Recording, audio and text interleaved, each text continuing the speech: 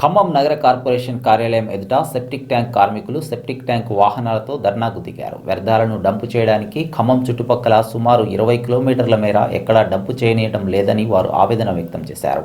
వరదలు వచ్చిన తర్వాత ఈ సమస్య మరింత తీవ్రంగా మారిందన్నారు. తక్షణమే అధికారులు సమస్యను పరిష్కరించాలని కోరారు. మాకు బండి ప్రజెంట్ మా బాధలు ఏంటంటే బండ్లు అన్లోడింగ్ లేదు.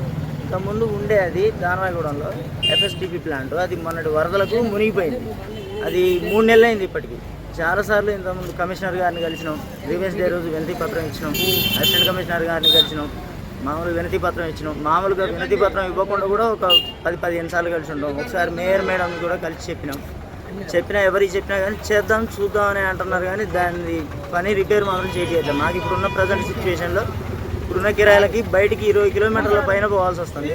అంత దూరం పోయినా కానీ మాకు అన్లోడింగ్ అనేది లేదు. ఏదో ఒక ప్లేస్ చూసుకొని పోసుకొని రావడమే. అక్కడ పోసే దగ్గర కూడా ఒకసారి నేను దొరికితే నా రాయి ఇసిరేస్తే నా కాలే ఇరిగింది. ఆ విషయం కూడా కమిషనర్ గారికి చూపించినాం. నా కాలు కట్టుతో వచ్చి మరీ వినతి పత్రం ఇచ్చినాం.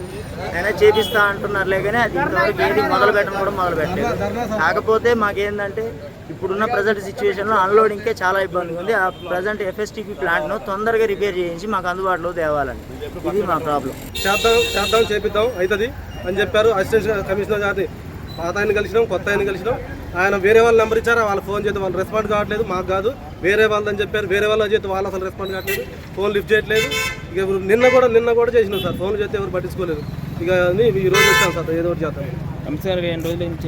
చెప్పి దాదాపు ఫస్ట్ వినతి పత్రం ఇచ్చి దాదాపు 15 రోజులు 20 రోజులు అవుతుంది సార్. 2-3 సార్లు కలిసినాం, 20 సార్లు తిరిగినాం సార్. మేము మున్సిపాలిటీ చుట్టూ 3 నెలల నుంచి తిరుగుతూనే ఉన్నాం.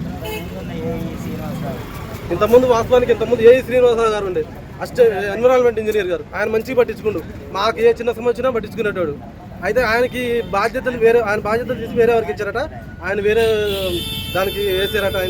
ఆయన బాధ్యతలు తీసుకుని ఆయనకు లేవట బాధ్యతలు. వేరే వాళ్ళకి అయితే వేరే వాళ్ళు పట్టించుకోవట్లేదు, ఎవ్వరు పట్టించుకోవట్లేదు.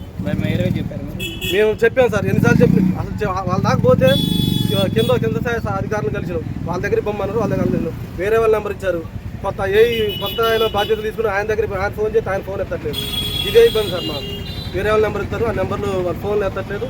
ఇక 2-3 చేసినాం. ప్లాంట్ సంబంధించిన వాళ్ళకి కూడా వాళ్ళకి చేసినాం. వాళ్ళు చేద్దాం చూద్దాం అంటారు, కానీ వాళ్ళు అసలు ఇంత కూడా చలనం లేకుండా